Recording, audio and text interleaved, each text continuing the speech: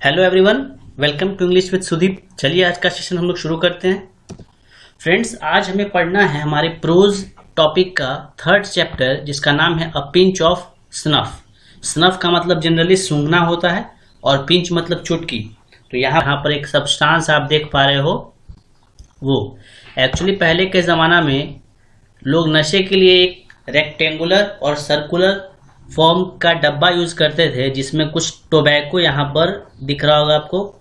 इस टाइप का कुछ टोबैको जैसा कुछ रहता था, जिसको लोग जनरली खाता नहीं थे बल्कि स्मेल करते थे, और उससे हल्का नशा चढ़ता था basically.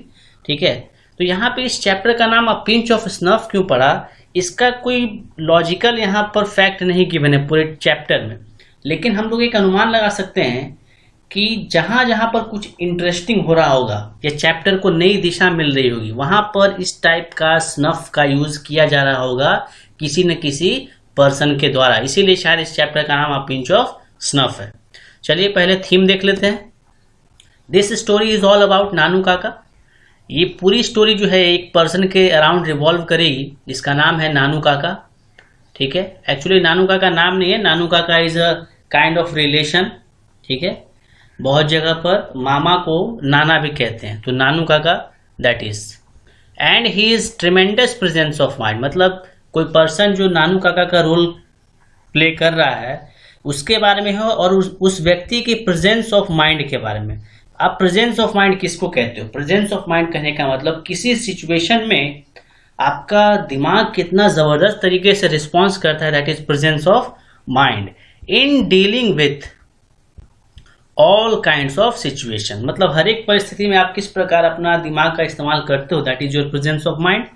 He is the maternal uncle. Maternal uncle मतलब मामा। वो जो पर्सन नानू काका है वो कौन है? वो मैटरनल अंकल है। किसका? नरेटर का। मतलब जो हमें ये चैप्टर नरेट कर रहे हैं उनके वो मैटरनल अंकल है, Nanu Kaka. Who is coming to narrator's house. वो नानू काका कहाँ आ रहे हैं? नरेटर के घर पर आ रहे हैं। किस लिए? To visit some ministers. ये टॉपिक आप याद रखना। But his coming doesn't please the narrator.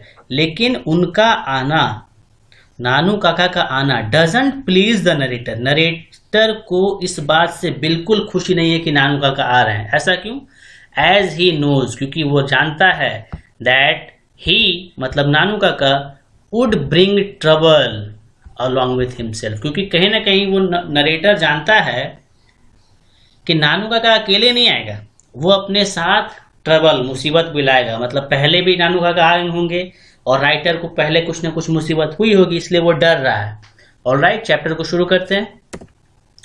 पहले इंट्रोडक्शन देख लेते हैं राइटर का, जिन्होंने इस टॉपिक को लिखा है। The story is written by Manohar Malgonkar. Objective में क्वेश्चन पूछ सकता है। Was born on 12 July 1913। कहाँ पर? मुंबई में। ठीक है, ये सारी इजी चीजें हैं। He is well known novelist. He is a well known novelist. उपन्यासकार थे वो और छोटी छोटी कहानियों को लिखते थे। ऑलराइट, उनके पास 25 पब्लिकेशन से ज़्यादा हैं।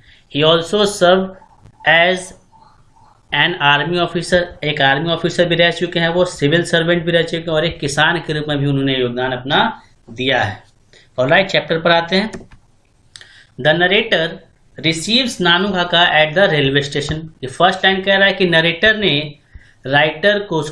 ने नानू काका को रिसीव किया है रेलवे स्टेशन पर।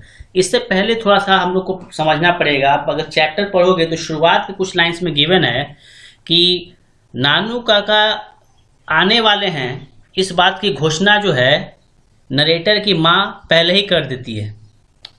ठीक है, और इसलिए नानू काका को लाने के लिए नरेटर जो हैं वो गए हुए हैं कहाँ पर? रेलवे स्टेशन पर। ऑलराइट, और वहीं पर नानू काका को वो रिसीव करते हैं। Where he feels the glimpse of Nanu Kaka's intellect. जहाँ पर राइटर को महसूस होता है, एक झलक महसूस होती है। किस बात की? नानू काका की इंटेलेक्ट की, बुद्धि का। पहला ही बार में दिख जाता है कि नानू काका कितना होशियार पर्सन है। As how he travelled in a second class bogie having a ticket of third class। समझ पा रहे हो आप? नानू काका की बुद्धि का आप एक एग्जाम्पल देखो कि नानू काका के पास टिकट था थर्ड क्लास का, लेकिन उन्होंने सफर किया था सेकंड क्लास में। और ये काम कोई ऑर्डिनरी बुद्धि वाला पर्सन नहीं कर पाएगा। ऑलराइट, एट होम, घर पर वो लोग आ गए हैं। Nanu Kaka is welcome warmly by the narrator's mother. Nanu Kaka का स्वागत काफी बेहतर तरीके से किया जाता है, गर्मजोशी से किया जाता है नरेटर की माँ के द्वारा। क्यों नहीं किया जाए भाई? क्योंकि वो तो भाई है। एंड गिवन नरेटर्स बेडरूम, और मुसीबत क्या हो गई कि नरेटर का बेडरूम दे दिया गया है नानू काका को, इसीलिए तो गेस्ट को कोई पसंद नहीं करता है। And so the narrator has to settle in the veranda. बताइए, अपने ही घर में नरेटर को सोना पड़ रहा है वेरेंडा में, बरामदे में, और रूम पर कब्जा कर लिया है नानू काका ने। शायद इसीलिए ये परेशान था। आगे देखते हैं। लेटर व्हेन नानू काका asked the narrator about the arrangements, बाद में जब नानू काका ने पूछा कि क्या तुमने अरेंजमेंट किया है of his meeting with the minister, कि मिनिस्टर से मिलने आना था उनको, वो आ गए, अब पूछ रहे हैं कि क्या तुमने कोई इंतजाम किया है। The narrator immediately refuses, narrator जो है वो तुरंत मना कर देता है, नहीं किया है भाई मैंने।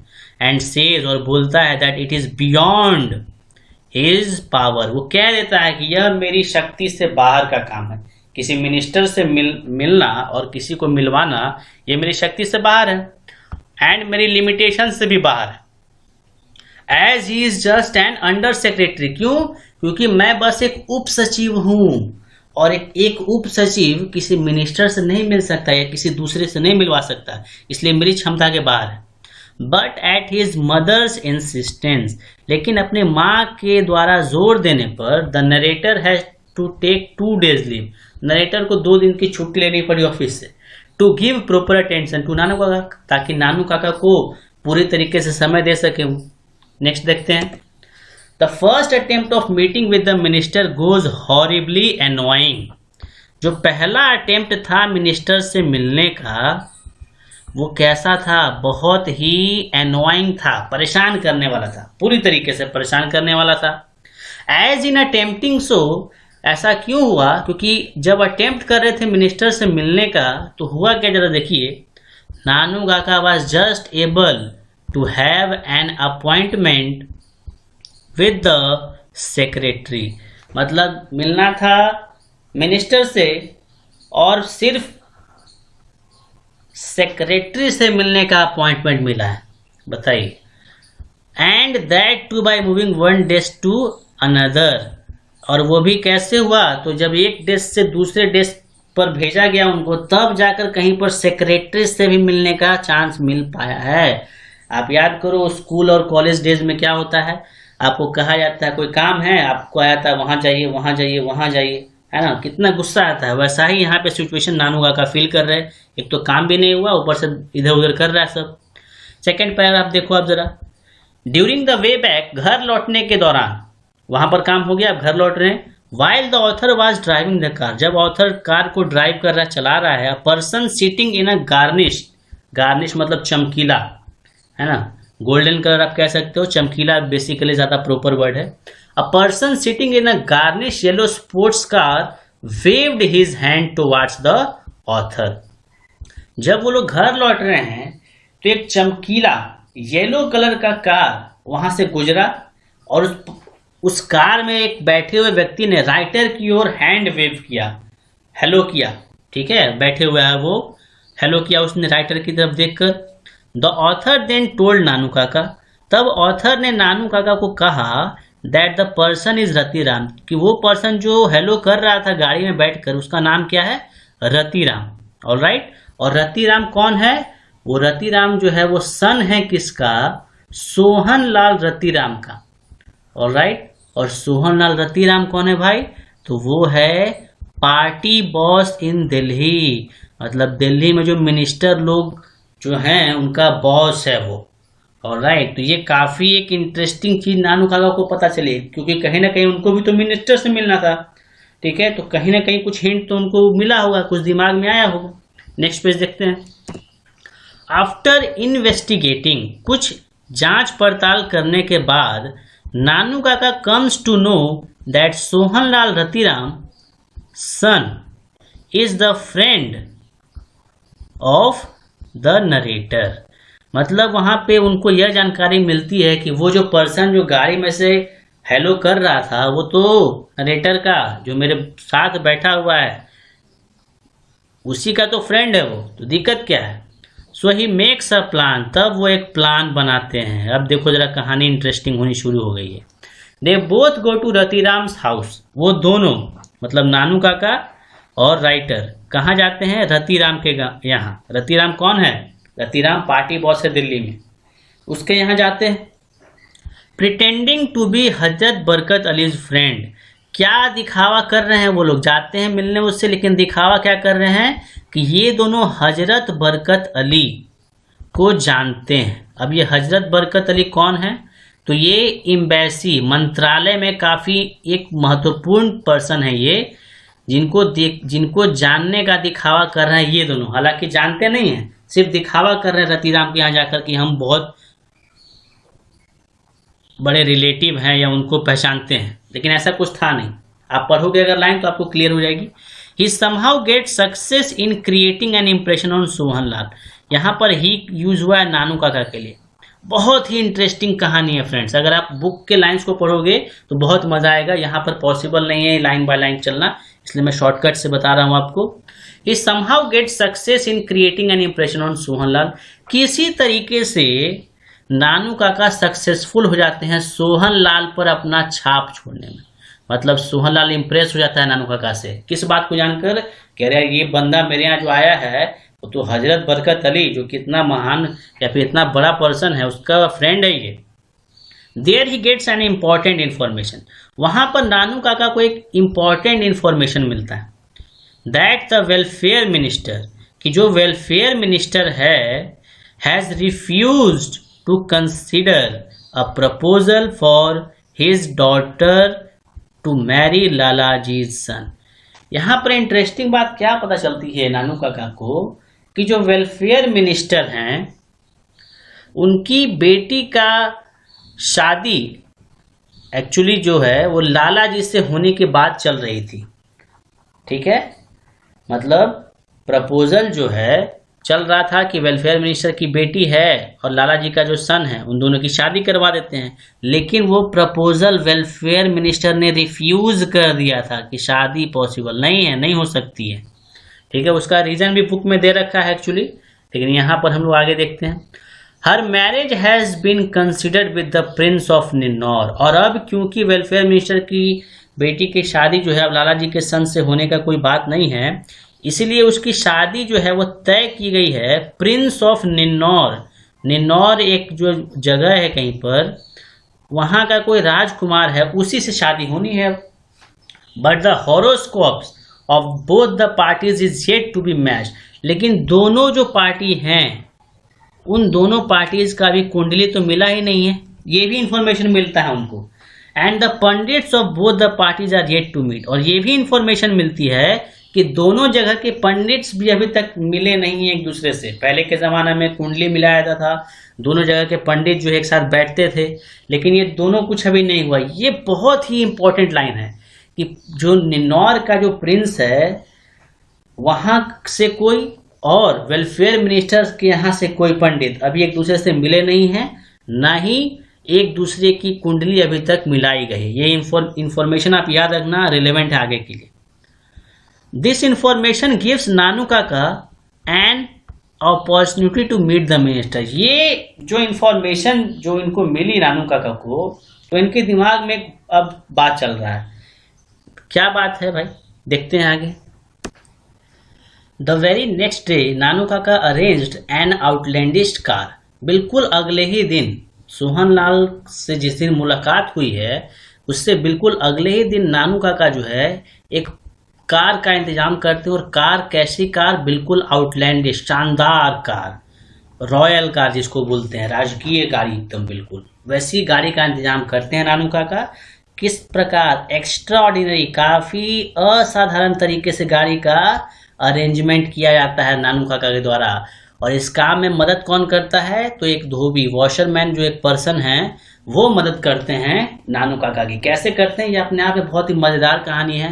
होता क्या है कि अपने जेब में नानू काका एक चेक जो है वो डाल देते हैं ठीक है, और वो कोट जो है वो धोबी को दे देते हैं, ऑलराइट, और धोबी को कुछ समझाते हैं वो, ठीक है। और जब नानू काका और राइटर उस कार सेलर के यहाँ जब पहुंचते हैं, जहां से कार का इंतजाम करना, गाड़ी खरीदनी तो है नहीं, गाड़ी खरीद कर क्या करेंगे, हमें तो बस इंप्रेशन जमाना है मिनिस्टर के पास, और गाड़ी जो है फ्री में कोई देगा नहीं, तो इंप्रेशन बनाने के लिए दुकानदार के पास सब कुछ प्लानिंग हो रहा है। तो धोबी जब बातचीत चल ही रही होती है तो धोबी जो है वो दौड़ता हुआ आता है दुकान में, और उसके एक हाथ में वो चेक रहता है, और चेक बियरर चेक रहता है। बियरर चेक मतलब कोई भी उसको जो है कैश कर सकता है। तो नानू काका का इंप्रेशन तो बन गया, क्योंकि जो कार सेलर है वो देखेगा कि यार ये तो इतना बड़ा आदमी है कि बियरर चेक जो है लिखकर भूल जाता है, तो इसको तो गाड़ी देने में कोई दिक्कत नहीं है, टेस्ट ड्राइव देने में कोई दिक्कत नहीं है, और इसलिए दोनों का काम भी बन जाता है।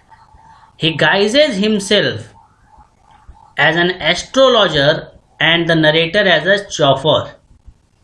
मतलब नानू काका खुद को एक एस्ट्रोलॉजर बना लिए हैं, पुरोहित, राजकीय पुरोहित खुद को बना लिए हैं, अपनी मतलब एक भेष अपना बनाया हुआ है पंडित की तरह। और नरेटर जो है उसको कैसा भेष बनाया है उन्होंने, शॉफर की तरह, मतलब ड्राइवर जो साधारण ड्राइवर नहीं, आप देखते होंगे जो राजकीय ड्राइवर होते हैं बिल्कुल पगड़ी वगैरह बनाए रहते हैं, वैसा। Both go to welfare minister साहब, दोनों वेलफेयर मिनिस्टर के यहाँ जाते हैं, वहीं जाने का तो प्लानिंग था, आखिर मिनिस्टर से ही मिलना था। इन द विजिटर्स बुक नानू काका साइंस हिमसेल्फ। अब किसी के यहाँ जाते हो बड़े आदमी के यहाँ तो एक विजिटर बुक होता है, जिसमें आपको मेंशन करना था आपका नाम, एड्रेस, आने का रीजन क्या वगैरह सब कुछ। तो नानू काका इस विजिटर बुक में साइन क्या कर रहे हैं, as hereditary astrologer to the maharaja of Ninnaur. वो साइन क्या करते हैं कि वो जो है निन्नौर से आए हैं, निन्नौर आप याद करो जहां पर वेलफेयर मिनिस्टर की बेटी की शादी होनी है, तो वहां से अपना रिलेशन दिखा रहे हैं, जो कि बिल्कुल झूठ है, लेकिन क्या कर सकते हैं, इसी काम के लिए तो माहिर है नानू काका। वो साइन करते हैं कि वो राज पुरोहित है, कहाँ के, निन्नौर के, ऐसा साइन करते हैं वो। But he doesn't go in the house, लेकिन वो घर के अंदर जाने से मना करते हैं नानू काका कि घर में नहीं जाएंगे। इंस्टीड, इसके बजाय, announcing to take him to the maharaja Sutkata's palace, कि वो अनाउंस करते हैं कि चलो महाराजा सुतकता के यहाँ वापस लौटते हैं। महाराजा सुतकता वही जो कि निन्नौर के राजा हैं, घर में नहीं जा रहे हैं, करे चलो वापस चलते हैं। He comes back to home, और वैसे करके झूठ बोलकर कि चलो वापस चलते हैं, वो वापस अपने घर आए थे नरेटर के यहाँ, क्योंकि सुतकता पैलेस से तो दूर दूर तक कोई नाता है ही नहीं। एंड क्वाइट सरप्राइजिंगली, और बिल्कुल आश्चर्यजनक रूप से, द नेक्स्ट डे, अगले ही दिन, welfare minister comes to visit him. Welfare minister आते हैं मिलने इनके यहाँ, समझ में आ रहा। अब कैसे आते हैं, तो इन्होंने साइन किया था कि ये पुरोहित है निन्नौर के, लेकिन एड्रेस इन्होंने राइटर का दे दिया था, इसलिए वेलफेयर मिनिस्टर मिलने आते हैं यहाँ पर राइटर के यहाँ ही नानू काका से, ठीक है। तो ये ओवरऑल कहानी थी। अब इसमें जो है बात क्या हुई कि आने का प्रयोजन मेंशन नहीं था बुक में कहीं पर, कि आखिर वेलफेयर मिनिस्टर से मिलना क्यों था, क्या रीजन था, ये कहीं पे गिवन नहीं है। बस ये बिल्कुल मनोरंजक कहानी है कि किस प्रकार एक पर्सन जो है लोगों को बेवकूफ बनाता है, अपना काम निकाल लेता है कैसे भी करके। आगे देखते हैं। इन द एंड, अंत में, द नरेटर कहता है that he knows that if he get caught, narrator कहता है कि वो जानता है कि अगर कहीं पकड़े भी गया भविष्य में, वो हो सकता है वेलफेयर मिनिस्टर पकड़ ले, चीट किया है तुमने भाई मुझे, तो ये कहता है कि अगर कभी भविष्य में पकड़े भी गए, इट इज श्योर, बिल्कुल श्योर बात है ये, that Nanu Kaka will find a way to dodge that situation. ये जानते हैं कि यार फंस भी गए तो क्या दिक्कत है, नानू काका इतना होशियार आदमी है, वो सिचुएशन को डॉज कर देगा। डॉज कहने का मतलब क्या होता है, छका देना, बच निकलना।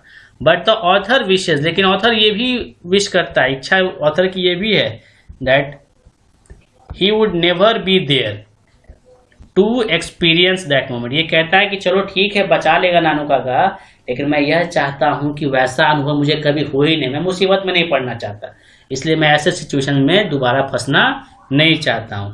He wants to be far away from that situation. कहता है कि भाई मैं वैसे सिचुएशन से दूर ही रहना पसंद करूंगा, जानता हूं कि नानो काका बचा लेंगे, फिर भी मैं दूर ही रहना चाहूंगा। तो ओवरऑल एक ये बहुत ही इंटरेस्टिंग बिल्कुल कहानी है। आप बिल्कुल 9th-10th में जैसे स्टोरी पढ़ते हो बिल्कुल वैसे ही कहानी, इसमें कोई सीख वगैरह नहीं है, बस एक ही है, एक ही पर्सन के बारे में है कि किस प्रकार सिचुएशन को डॉज कर लेता है वो। Thank you guys. अगर आपको वीडियो पसंद आता है तो आप उसको लाइक करो और शेयर ज़रूर किया करो। शेयर करने में कंजूसी मत करो, क्योंकि इससे आपके फ्रेंड्स का भी बेनिफिट होगा। और चैनल को सब्सक्राइब करो, फ्रेंड्स को बोलो कि वो चैनल सब्सक्राइब करें। चलो, थैंक यू सो मच।